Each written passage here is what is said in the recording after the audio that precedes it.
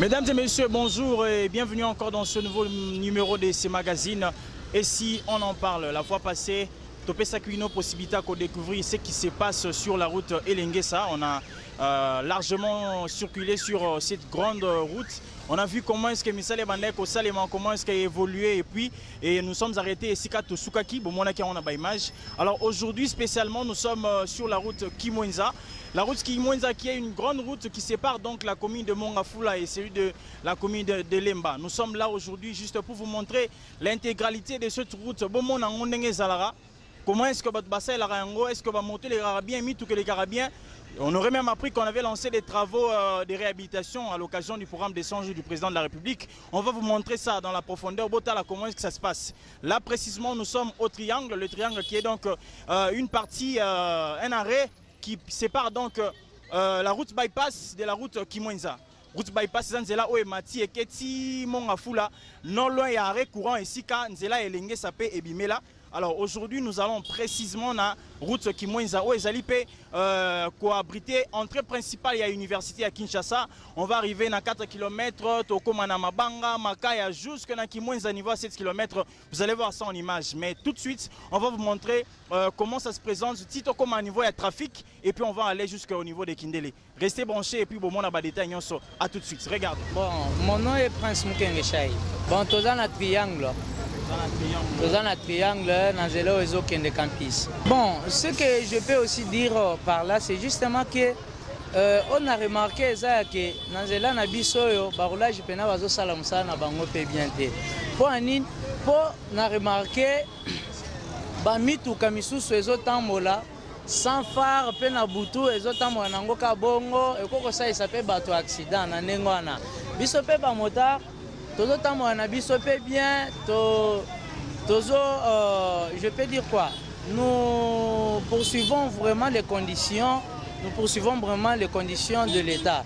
Et s'il paraîtrait que nous avons par exemple de permis, s'il paraîtrait qu'on nous a arrêtés par le roulage, vous voyez, vous leur montrer le permis et Mikana Yamoto Nyonso, mais au cas où remarquez que le roulage on réclamer Kambongo. Ata ozana mikanda ya moto, mais bango bazo réclamer ka mbongo. Oko komona moto azana permis, azana plaque, azana carte rose, azana biloko nyonso, mikanda nyonso ya moto, mais ozomona bazo te misaye pe bazo kangaye kaka pour apesa ka mbongo.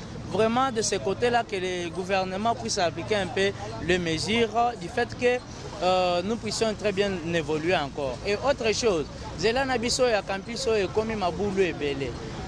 Nandenge komi mabulu wana il faut gouvernement atalango pe parce que tango bazota lango te donc quand nous marchons comme ça c'est un peu risquant du fait que bamitu katango ezoya nango ezolanda vraiment bande na bango te mais bazolungwa na bana bango bazoya kokota pe na bande ya ba o bazokita na bango boy po ani bazo éviter mabulu wana pe biloko wana esa ici bato ebele accident babenga nga Ezaï Moulakai nga na bulanga na za motard. Nous avons vraiment un triangle. Triangle, les gens ont des campus. Les arrêts dans le campus. Normalement, les gens ont été mal amoutés, c'est créer même l'embouteillage. Et là, ils ont créé l'embouteillage, les ont mal amoutés. Au niveau des CNPP, il y a ma boule et belé. Vous voyez, quand les élèves étudient là-bas, il y a Babami Touké belé, donc l'embouteillage est belé. Bon, la route est un peu inachevée. bamabanga ebele babine ezotoboka biso na desordre nde bamisika nde tookotaka na kati ya nzela oyo tosenga basisi nanu nzela mabanga makai tombo relation na biso ezalaka bien. Donc en cas des embouteillages ils peuvent aussi intervenir pour séparer biso na bamituka na makambo mosusu, mais au cas contraire ezalaka batracasser na bango wana mpo kokanga na biso na désordre nde bakangaka biso na désordre ata na kati ya moutage wana baokanga yo kaka. Kongo nde mboka ngo mokengeli koi mboka ngo mokengeli léopard.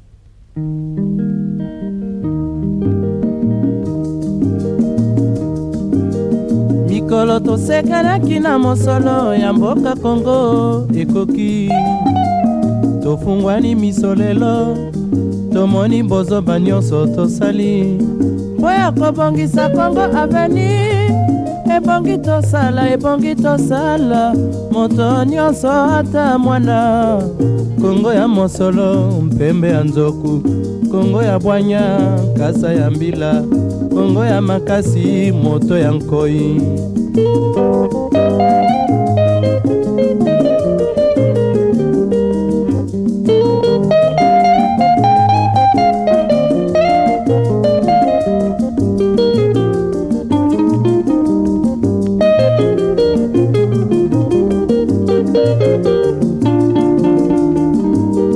Mikolo tosekanaki na mosolo ya mboka Kongo ekoki tofungwani misolelo tomoni bozoba nyonso tosali oya kobongisa Kongo aveni ebongi tosala moto nyonso ata mwana Kongo ya mosolo mpembe ya nzoku Kongo ya bwanya nkasa ya mbila Kongo ya makasi moto ya nkoi.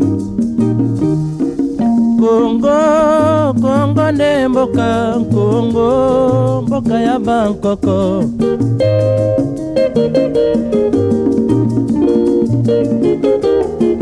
Kongo boko mona pamba lobi mboko lula yango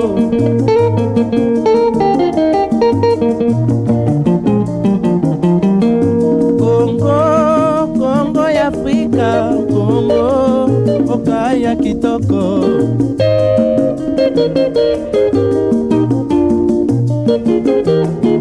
Kongo ya batu mayele Kongo bakobikisa yo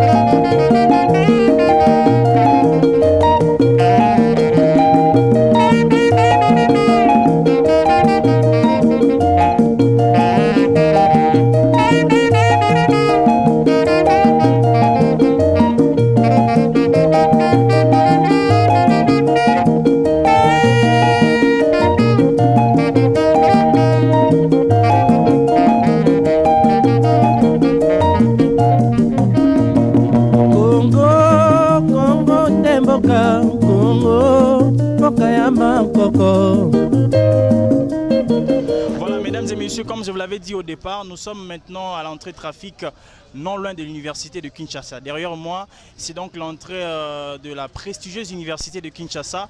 Bien sûr, sur la route qui nous sommes allés, nous sommes en train d'évoluer petit à petit. Tobandagi na triangle, tozo matamale malem petit okomana 4 km, Mabanga, premier poteau, jusqu'à 7 km. On va vous montrer l'intégralité de cette route, comment est-ce que ça se présente. Vous avez suivi quelques reportages, il y a des gens, quelques témoignages plutôt. Il y a de ces personnes-là qui ont parlé, Babi Kenzela, on qui bien, tantôt Zobé, tantôt Zobonga. Mais ensemble, vous allez découvrir avec nous comment ça se présente. Qu'est-ce qu'il y a, qu'est-ce qui bloque l'évolution de cette route Kimwenza. Et puis Bromon a par la suite comment ça se présente vers 7 km. Je crois que là-bas, Balobi, l'érosion est tellement ébélée. Mais vous devez savoir que Nzela est très important parce que ils ont abrité tout comme même pour qu'on accès à institutions minières comme ISTEM. Tous les cliniques universitaires, ils ont Nzela université de Kinshasa, ils ont Nzela et puis Devant moi, il y a le quartier 55, les Bosso Kunamwa, Maluko Ezali, Kindel. On va vous découvrir, vous montrer tout ça dans ce magazine. On reste en contact avec vous, vous allez regarder et découvrir comme ça ce qui se passe sur la route Kimwenza. Restez branchés et regardez. Comment on a éloge dans le trafic? Pour la route Kimwenza, to lembi. Bayana bango, basala, mais ezo bonga kakate. To éviter l'État a occupé biso, ou bien l'État a bimsambon, bazolia, ou bien deni, biso tozo comprendre te. De préférence, yemo mo konzamboga, ayaka yemo amitale lanzela po biso to lembi. Po to lobby, ça ne va pas. Libulu kuna kutna setu ko lobate. Ah kut po kuna nan bo comité. Soki bo komaka, bolinga ibo kamwa. Ba poto soki bo filmer, minda ezate, lumière publique ezate. Mais soko monika ka, ba poto ezana ngo me eloko te. Mais bazo ko sabiso kaka o tozo sala eloko te. Siko to yebite, OVD ayaki akima na ye. Ba mususu ba ye, ba kimi donc solution na position ezoye banaka te. Boto yebite to kosuka wapi pe tozo kende wapi. Po koto te uti tozo yeba me koto tozo kende ezoye banaka te. Tozo senga na bakonzi baya ko tshela biso ba bongisela biso nzela. Bozo ki nzela bongi ba embouteillage ko sila. Ba lumière publique ekota ko boma koto ba soki ba kuluna soki pe banani. Ba tango bazo sila kaka te. Donc ndenge to zalaki ndenge to zali à la longue to yebite. Comme on a Michel dit que tu as un trafic en face et unique. Bon, tu dois comprendre que tu as besoin de parce que Michel est bandagame, balandela katina sukate. Nzelo est bandagi bien, babawa ki mambanga babiloko nyos. Et tikalika bachiaka goudron.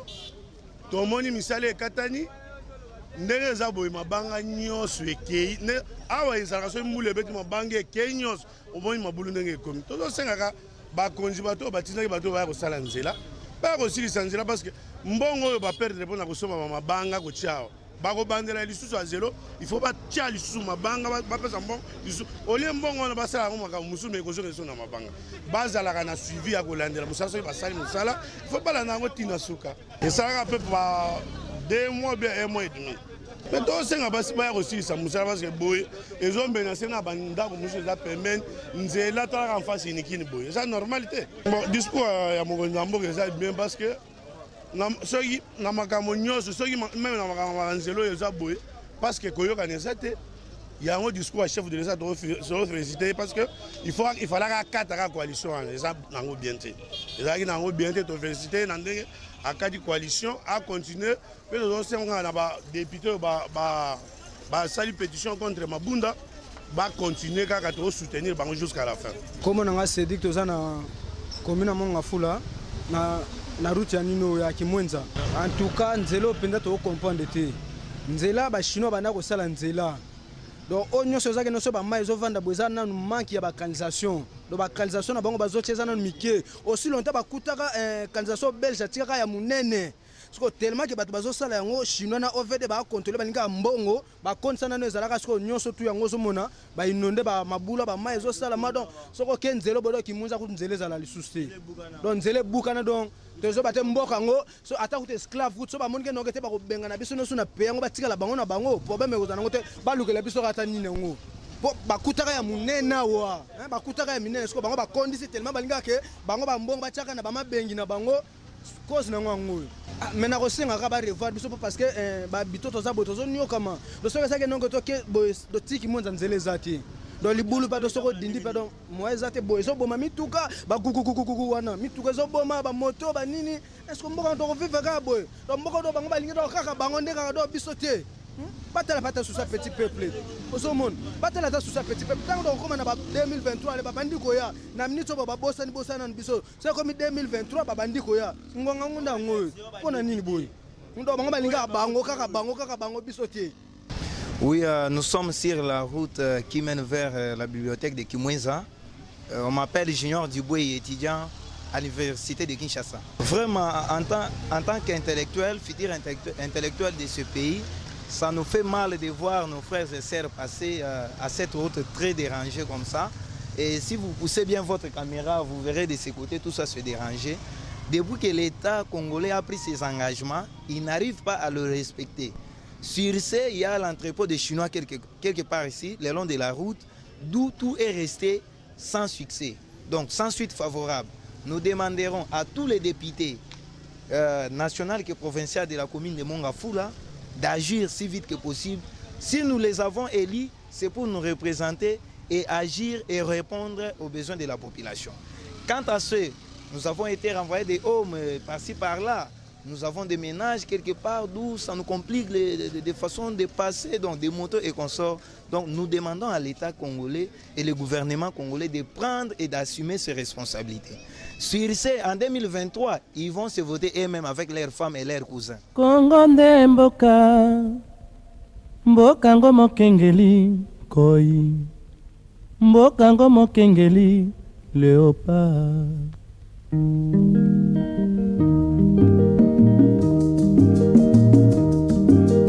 Mikolo tosekanaki na mosolo ya mboka Kongo ekoki, tofungwani misolelo, tomoni bozoba nyonso tosali mpo ya kobongisa Kongo aveni. Ebongi tosala moto nyonso ata mwana. Kongo ya mosolo mpembe ya nzoku, Kongo ya bwanya kasa ya mbila, Kongo ya makasi moto ya nkoi.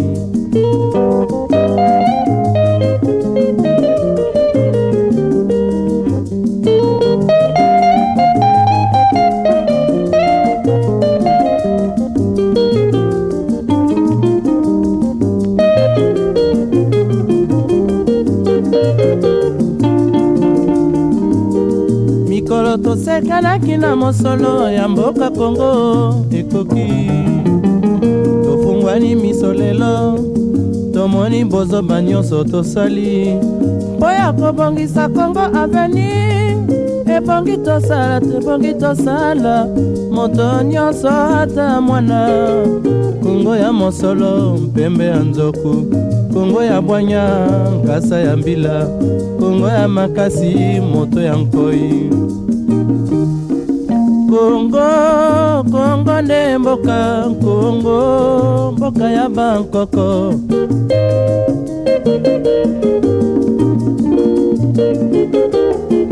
Kongo boko mona pamba lobi mboko lula yango.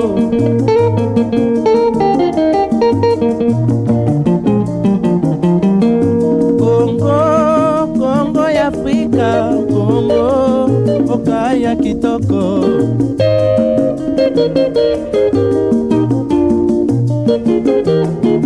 Kongo ya batu mayele, Kongo bakobikisa yo.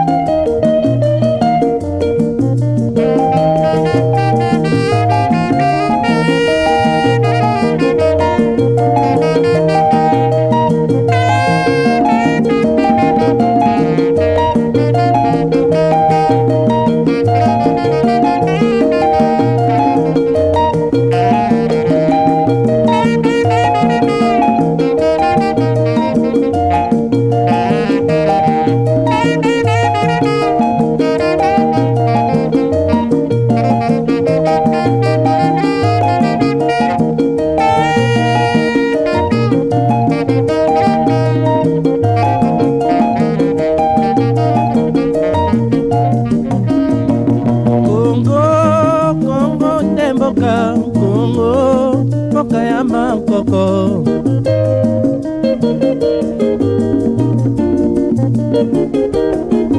Kongo mboka mwana pamba lobi mboko lula yango.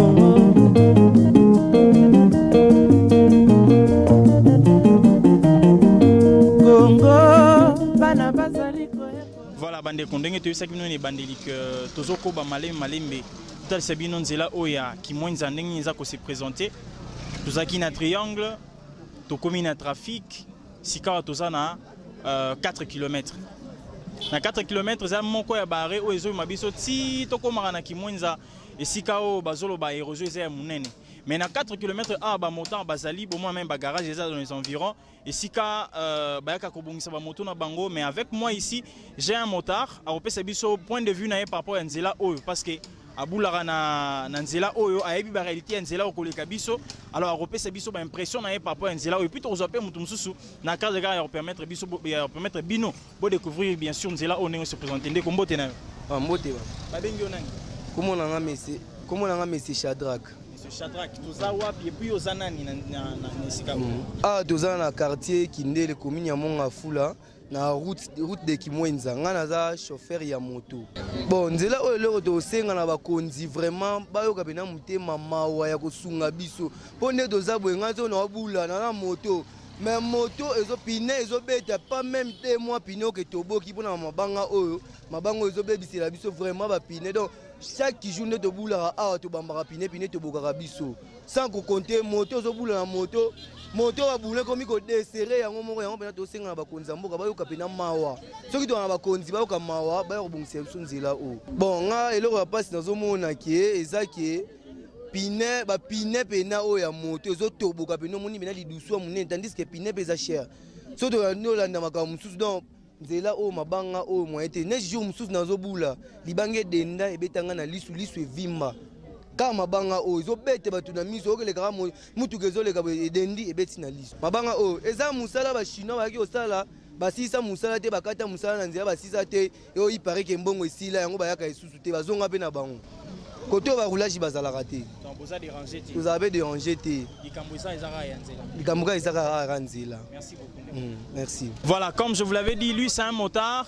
Aboula Rananzela, oh, il a donné son point de vue par rapport à la réalité de Nango, Bapine Kotoboka, Azoka même, voire même parce que Mabange Leke Benanzela. On va prendre une deuxième personne, il va nous donner ses impressions par rapport à Nzela Oyo. Alors Belabiso, expérience par rapport à Nzela Oya Kimwenza. Nous avançons petit à petit, mesdames et messieurs, vous allez découvrir. Comme on l'a fait l'autre fois dans Elengesa, nous avons appelé le auto qui n'a malembe bokomona vraie réalité en Nzela o muta koloba wapié de Cocosta. Nzela o ya Kimwenza elo ni okoloba. Nini esala ko passe Nzela o ya Kimwenza. Donc Nzela ya Kimwenza o esala biso passe. Donc ça fait to mona Nzela oyo mikolo ebele Nzela ebonga kana ngote. To moni ba Chinois bayawa ba saliti ça fait so yina un mois Nzela ti lelo esili pété. To souffrir kaka balobi nini ya bakati misala balobi pe même pe eloko te tomoni kaka ba matériaux ezokende ti lelo jusqu'à na osenga bakonzi ya mboka basunga biso na kindele nzela na biso ezala ti na suka nango. On va continuer notre tournée, mesdames et messieurs. On va vous montrer l'intégralité de ce qui se passe sur la route Kimwenza. Regardez. Congo nde mboka ngo mokengeli koi mboka ngo mokengeli léopard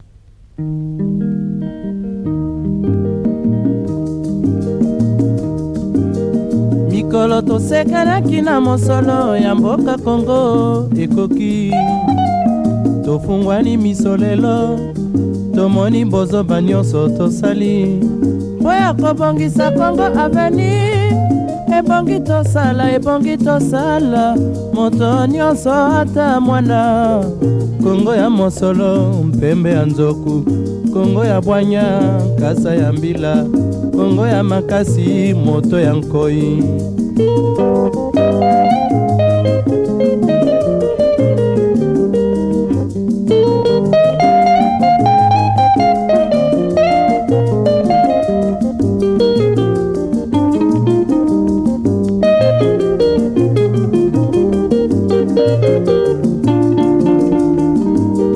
mikolo tosekanaki na mosolo ya mboka Kongo ekoki tofungwani misolelo tomoni bozoba nyonso tosali po ya kobongisa Kongo avenir ebongi tosala moto nyonso ata mwana Kongo ya mosolo mpembe ya nzoku Kongo ya bwanya kasa ya mbila Kongo ya makasi moto ya nkoi Kongo nde mboka Kongo mboka ya bankoko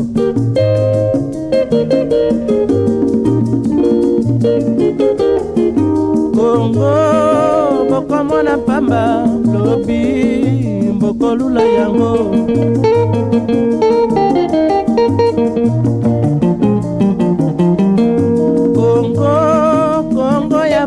mboka Kongo, mboka ya kitoko.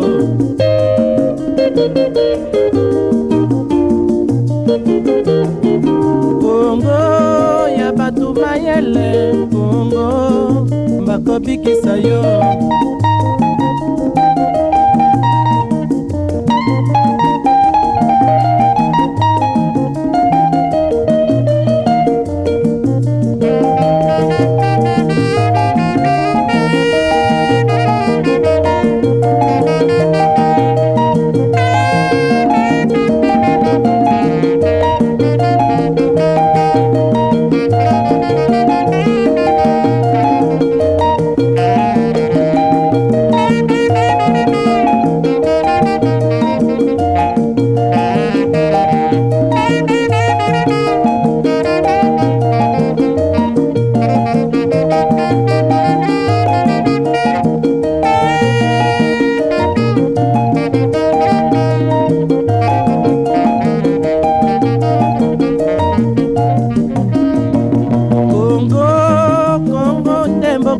Kongo, mboka ya makoko.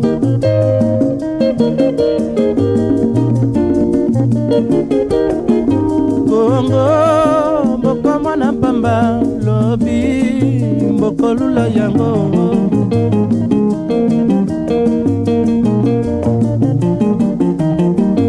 Kongo, bana bazali koyekola Kongo, bakobikisa yo.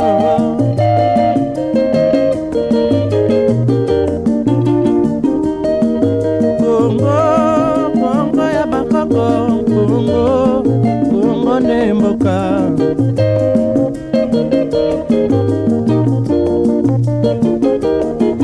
Kongo, Kongo ne mboka Kongo,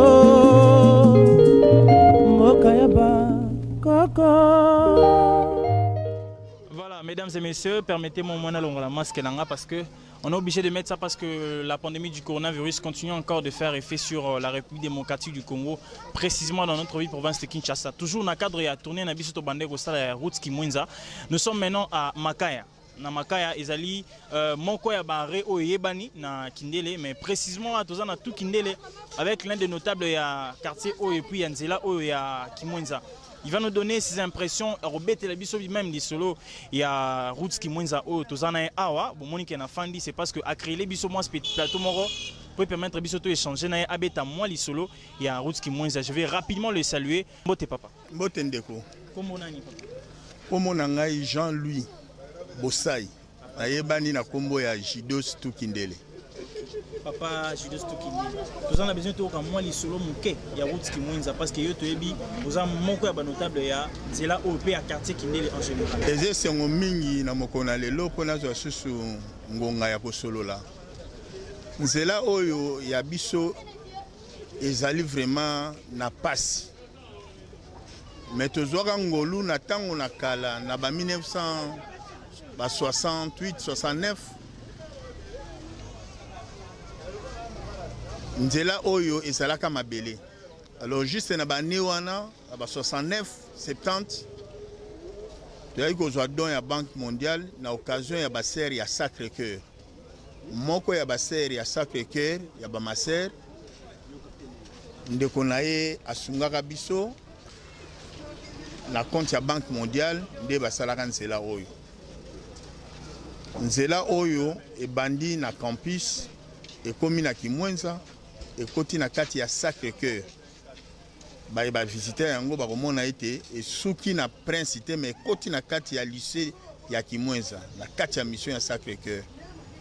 Nzela we permetaki na bane wana ba obstacle ya minene salema to bénéficiaka ali foreman na ba occasion wana na tanga ya nzela oyo toyaki ko bénéficier première fois obstacle ya minene salama ke zalaki institut Makanda Kabobi à deux reprises ya Makanda Kabobi salamaka na mission Kimwenza nzela oyo e serviraka mboka na biso pona ba organisation wana. Le même nzela oyo eza na kati ya mission Kimwenza oyo eza à peu près 27 couvents.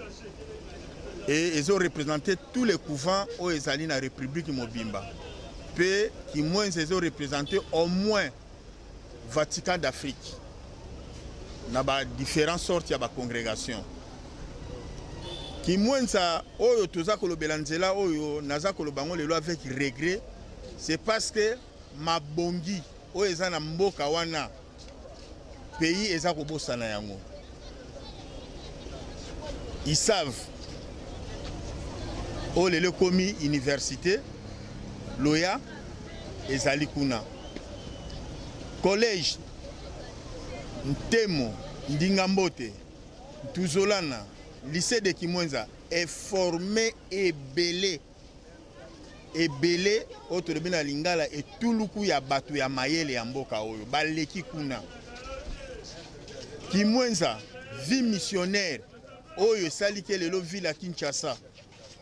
Même ba collège Boboto, na banjila taboke na babosomi, ba prêtre ba utake pa ibo. Bangonde bazo sala po lelo. Soki doken historique ya munene ya mboka oyo. Initiateur ya hymne national Père Boka. Azali mwana ya Kimwenza na moment otozolo baba kunda ye pe na kati ya Kimwenza. C'est moulin.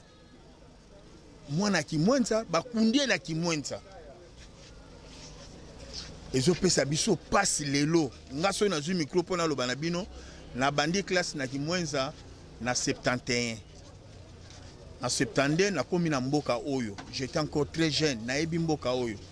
Biloko tozo sibir lelo ezo pesa biso passe érosion o eza na nzela o boko mona o bino moko bozo vivre bazo ko sala te eza passe.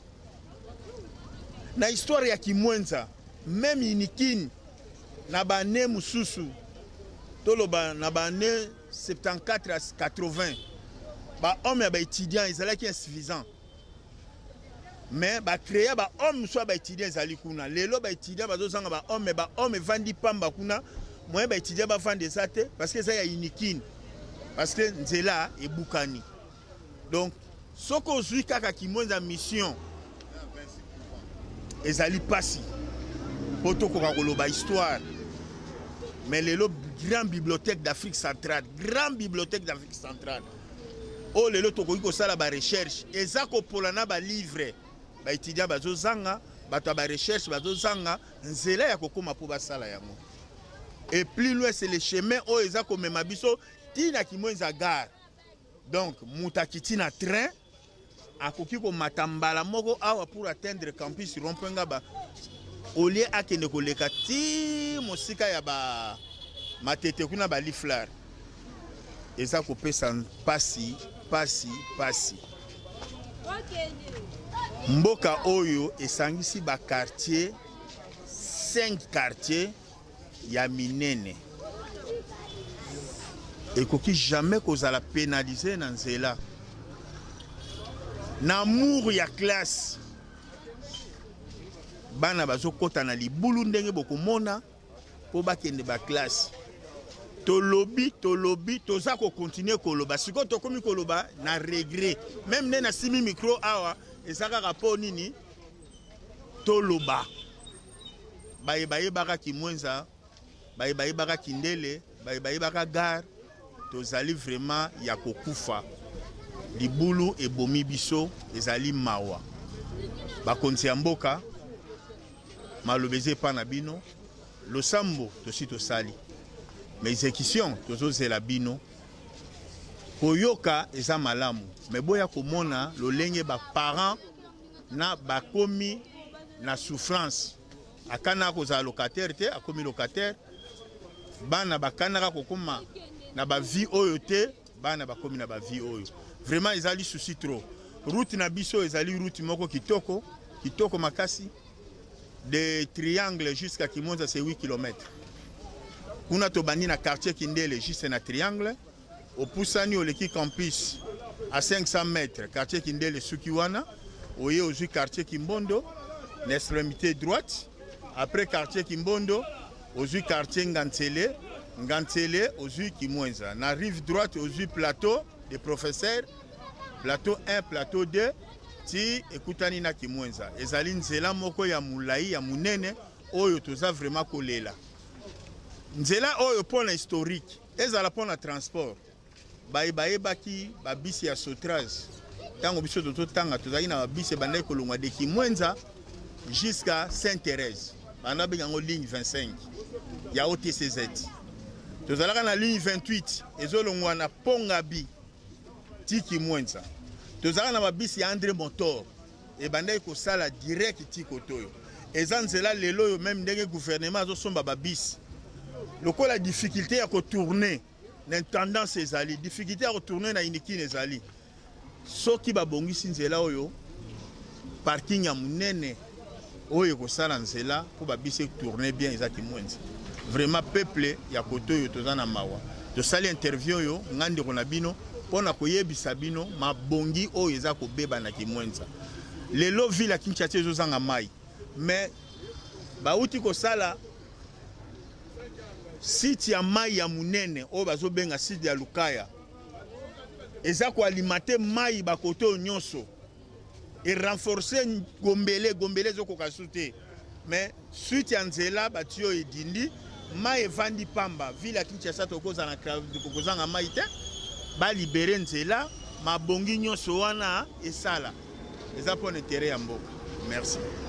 Voilà, vous avez compris que route Kimwenza est un élément très important parce que Eza a abrité Makambo Ebele. On a cité ici la plus grande bibliothèque de l'Afrique, donc Eza Kimwenza, mais inaccessible parce que Nzela Eza Malongati. Ensemble avec vous, nous avez suivi comment est-ce que les notables de ce quartier a parlé de cette route. On va cheminer petit à petit jusqu'à la fin. Todak Sabino, qu'est-ce qui se passe de l'autre côté? Mais avant tout, Kende, Nazana Mutuna Moro Papa.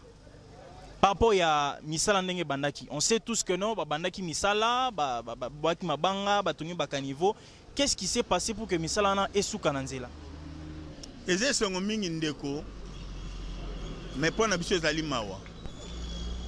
Babandi opération juste na trafic. Okoma Makaya. Basali Musala, Babwaki Mabele, Tokomika n'exécution, Yarotia Goudron. Ba chinois ba arrêté Musala.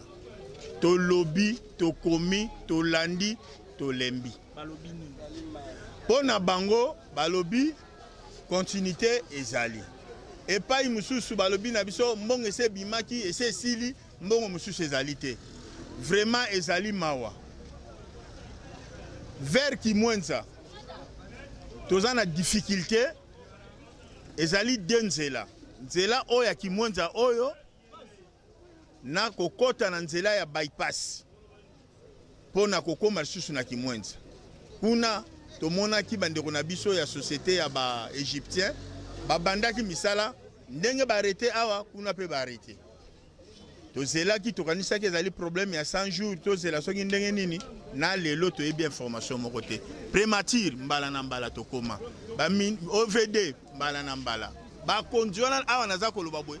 Basi baya et sango ya suka tozoa kakao nyonso même les factures basi babimisa mbongo o nyonso tout ekangami bazo sela kaka ministre ya finance bongo ye ministre ya finance yango bato bazo koma na vie o tozo koma nango lelo akoya kolamusa bao bakufi po ya ko bimisa mbongo eza mawa Kimwenza ezali vraiment entravé ezala bypass ezala route Kimwenza vers 7 km vraiment ezali mawa. Bakonzi bango moko bazako laka bango moko balobi to yebesikani les a bloqué te mais na niveau nyonso. D'ailleurs pour votre information to komaki mikanda auprès ya bakonzi na niveau ya présidence na niveau ya ministre et na niveau hôtel de ville to senga qui marche le 18 oyo population nyonso ya Kindele Kimwenza Ngantsele Masangambila Kimwenza mission gare biso nyonso to kokende kolala na hôtel de gouvernement ti mukolo bakoyeba ke tozali na kati ya ville ya Kinshasa pour ba décamper situation na biso. Merci beaucoup bandeko balandi bozo mona ndenge nini tozo kanabino masondenge zo betama ensemble avec vous on va encore découvrir tout les ensemble tokende total asko na niveau ya Kasai Tombo 7 km qu'est-ce qui se passe de l'autre côté tout l'exabino l'intégralité de ce qu'il y a là-bas. Merci beaucoup na notable na biso na pona lisolo pe onyo so pesi biso comme point de vue. Et vous allez sengo soki bakonzi basungi biso bino balanga maloba nasima ya kosepela na biso tozali kozela boya bongo to remercier bakonzi po tozana eliki yaki bakosunga biso. Merci. On se lève, on continue notre chemin. Mesdames et messieurs, regardez. Congo, Congo nde mboka, mboka ngo mokengeli koi, mboka ngo mokengeli léopard.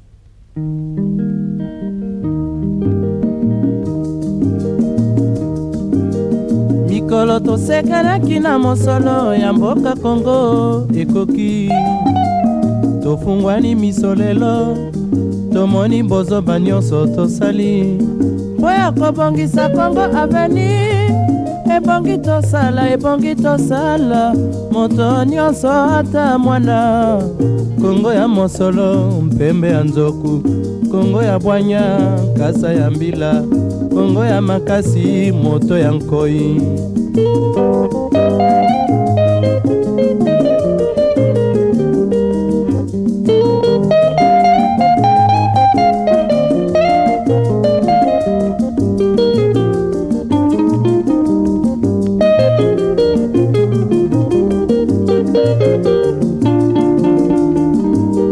Mikolo tosekanaki na mosolo ya mboka Congo ekoki, tofungwani misolelo, tomoni bozoba nyonso tosali mpo ya kobongisa Congo aveni. Ebongi tosala moto nyonso ata mwana. Congo ya mosolo mpembe ya nzoku, Congo ya bwanya nkasa ya mbila, Congo ya makasi moto ya nkoi. Congo nde mboka, Congo mboka ya bankoko.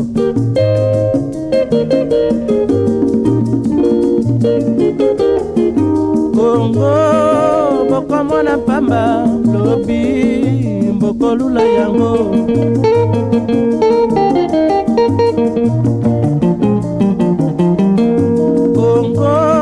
Congo ya Afrika, Congo mboka ya kitoko.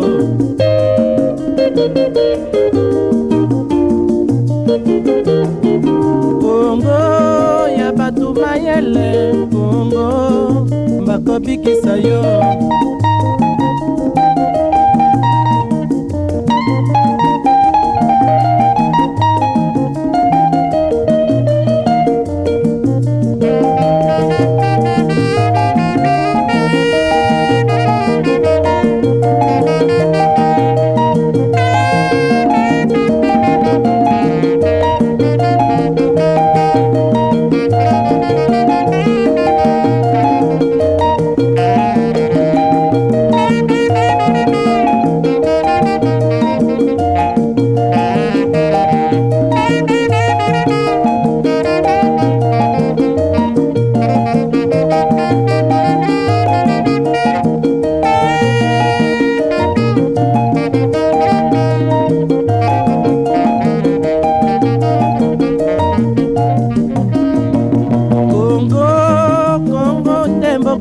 Congo mboka ya bankoko.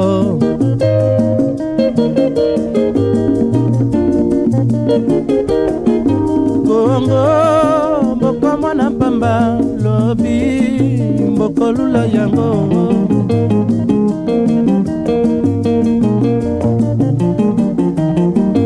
Congo bana bazali koyekola Congo bakobikisa yo.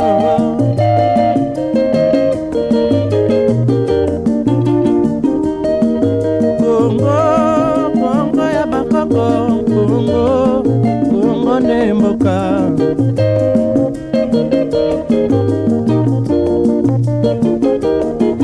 Congo nde mboka, Congo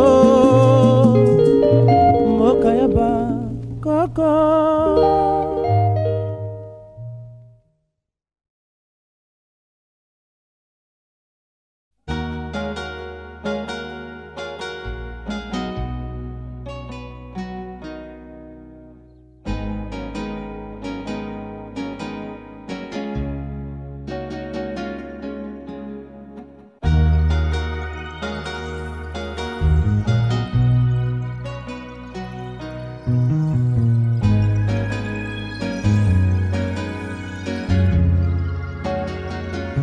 Mesdames et messieurs, nous sommes arrivés à la fin de notre magazine d'aujourd'hui. Nous étions sur la route, nous sommes sur la route Kimwinza.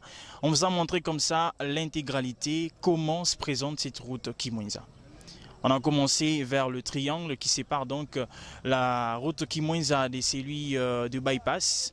Et cette route Total Sibino importance nango parce que ça sépare donc la commune de Lemba et celui de Mongafula. Nous avons passé par le triangle, le trafic qui est donc l'entrée principale de la prestigieuse université de Kinshasa. Nous sommes passés par le 4 km, premier poteau, Mabanga, Makaya et nous sommes ici à la Rikasai. Derrière moi, il y a un chef-d'œuvre qui a été fait par la pluie. C'est peut-être beau à voir dans les yeux parce qu'en termes artistiques, mais sur le plan social ou sur le plan architectural, je ne pense pas que les décors sont plaisants. Jadis, on pouvait traverser avec la moto au Keneti, mais on ne peut plus le faire. Pourquoi? Parce que Nzela Oezea Kokabwana en deux. Il y a des personnes qui ne se pas pour nos locataires qui le sont aujourd'hui. Pourquoi? Parce que cette érosion a emporté avec elle des parcelles, des maisons, des personnes qui ont souffert pour acheter ces terrains-là. En tout cas, tant que la image quelque chose de positif pour que tu côté la paix. Érosion est en ciment oyo, ezara et bandeli. Ce n'est pas fini. Nous, on s'arrête peut-être ici pour faire des annonces, mais on va vous montrer après nous ce qui vient après. Nassima Aboé, même pendant 4 sa place, on a coutunzela l'état mais vous allez voir avec nous. Et Nassima Kunanzele za moyen ou les kezate. Si vous avez besoin que tu aies pas Sibino Bozali, parlez de votre quartier. La réalité, la difficulté que vous rencontrez, appelez-nous par ce numéro qui s'affiche juste au bas de votre téléviseur. On va venir. Comme on l'a fait l'autre fois, na Elengesa. Aujourd'hui, nous sommes à Kimwinza, à Mongafula. Demain, nous serons chez vous pour parler de ce que vous vivez comme situation compliquée. Et les autorités vont faire quelque chose par rapport à votre situation que vous êtes en train de traverser. Suivez avec nous et on se retrouve prochainement dans un nouveau numéro de Et si on en parle. Et si on parlait de votre cas, les autorités vont faire quelque chose. Suivez et on se retrouve prochainement. Bye.